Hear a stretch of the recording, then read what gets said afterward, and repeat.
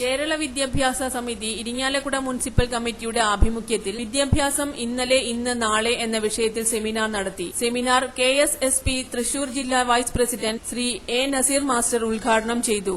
NGO union ജില്ലാ secretariat അംഗം ശ്രീ C. Rajagopalan, professor KM Chandran എന്നിവർ പങ്കെടുത്തു. അഡ്വക്കേറ്റ് AM പ്രകാശൻ അധ്യക്ഷത വഹിച്ചു. CK ബാബുരാജ് സ്വാഗതവും പ്രൊഫസർ CJ ശിവശങ്കരൻ നന്ദിയും പറഞ്ഞു. വളരെ ഉയർന്ന തോതിലുള്ള ഇടപെടൽ ഈ കൊച്ചു കേരളത്തിൽ നടന്നിട്ടുള്ളത്.